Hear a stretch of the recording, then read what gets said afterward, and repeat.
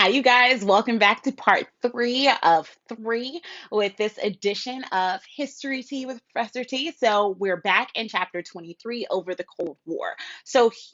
Harry Truman wins re election, and in 1949, he has his own um, plan of financial really recovery or of economic recovery for the United States that he calls the Fair Deal. So in 1949, with his fair deal, he will call on Congress to A, increase the minimum wage, to B, enact a program of national health insurance, and to C, expand public housing. So, what's going on at this time? Well, for one, you have a lot of soldiers that are returning to civilian life. And I want you guys to remember that when we talked about World War II and women in the workforce, remember, it was always temporary. So, as these returning soldiers enter the labor force, about 2 million women lost their jobs. Okay.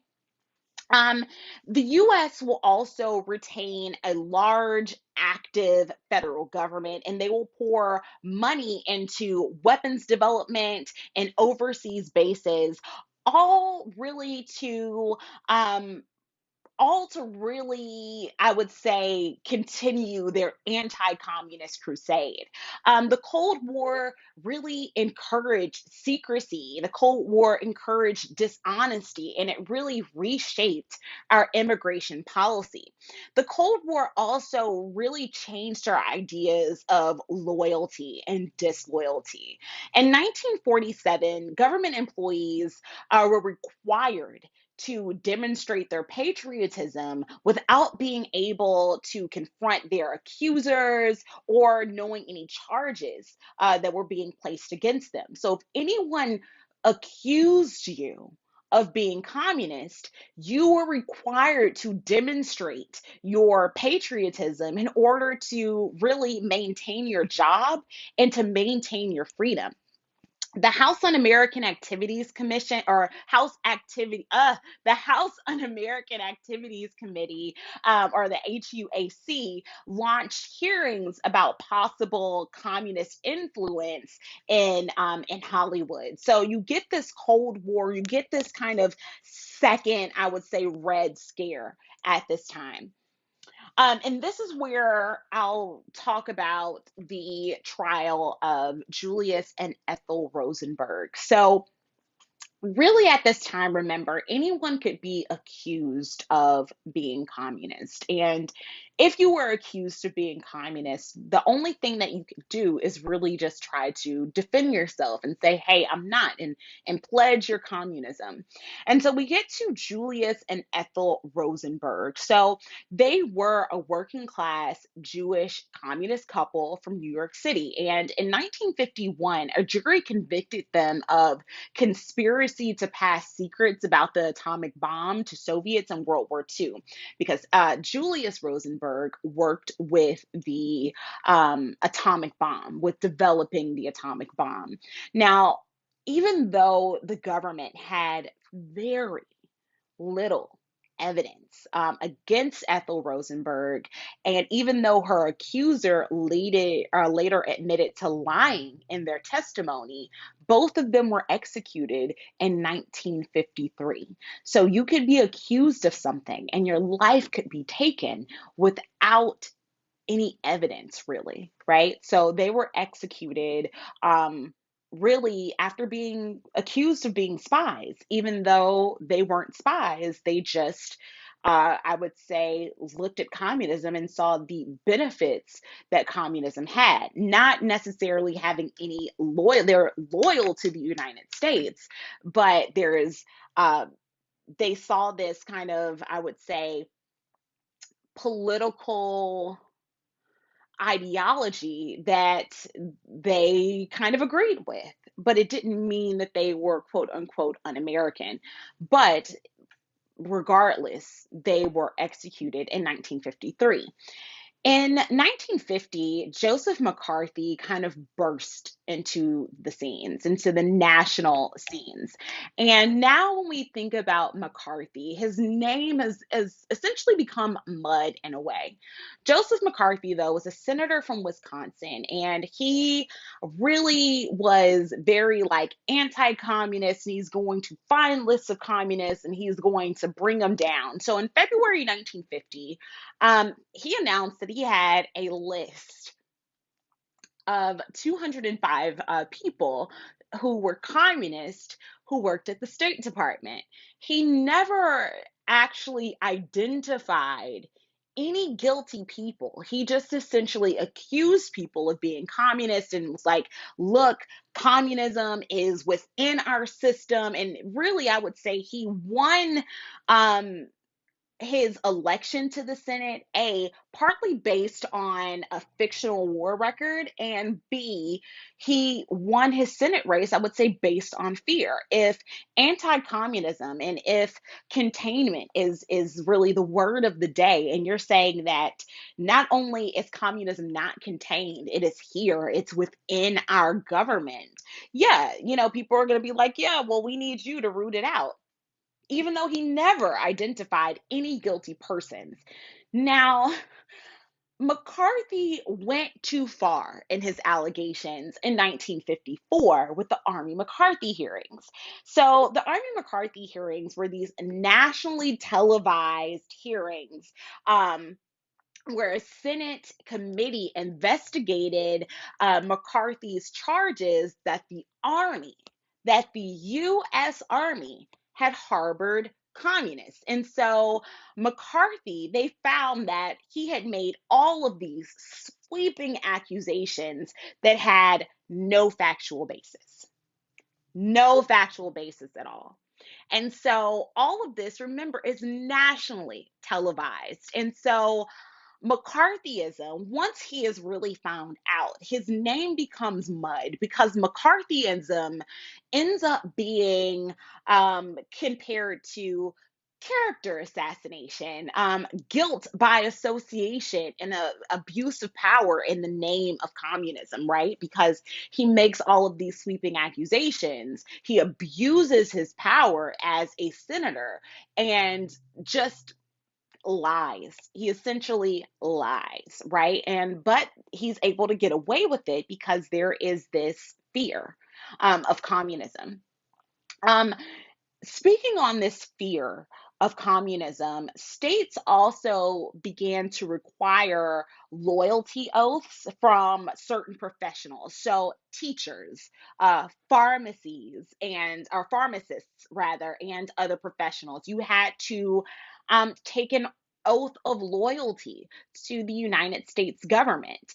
Um, Un-American books, so any book that was deemed un-American, were banned. In 1951, a Supreme Court case called Dennis versus the United States upheld the jailing of Communist Party leaders.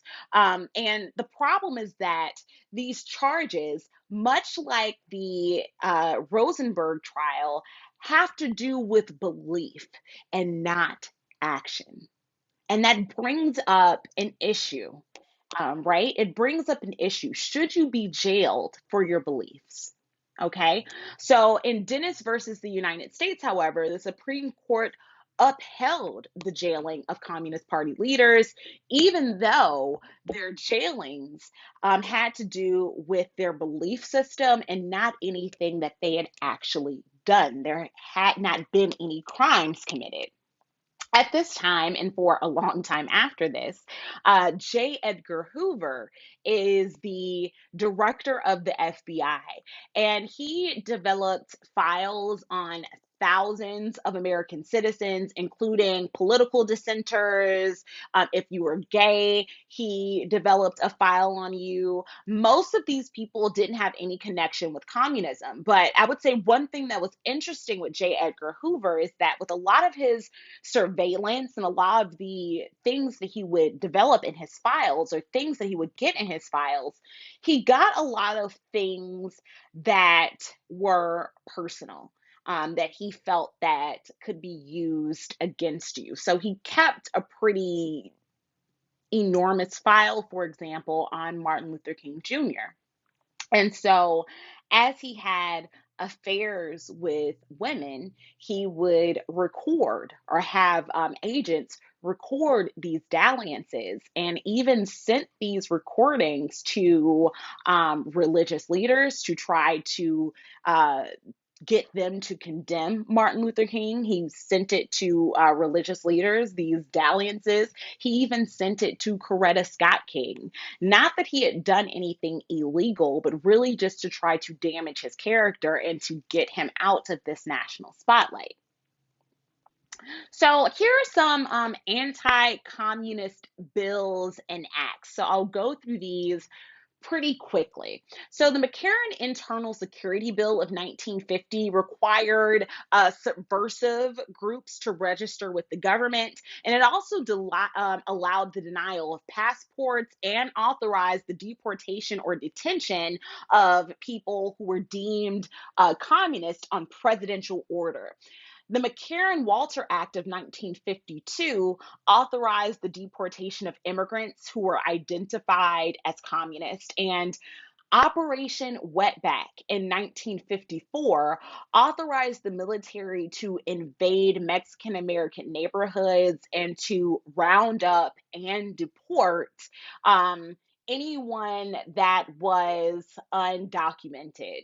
So, one question that I really want you guys to think about, just as it relates to modern times, is how are these acts similar to recent government acts regarding immigration? I always like to um, ask that question because, or at least ask some form of that question, because history, even though we're studying these things which occurred in the 1950s, we can look back to 1, 2, 3 years ago and still see some of the same things going on. So I say this, or I ask this because it allows you to really see that history is not dead. Instead, it is yet alive. So, question how the McCarran Internal Security Bill of 1950, the McCarran Walter Act of 1952, and Operation Wetback of 1954, how are these acts similar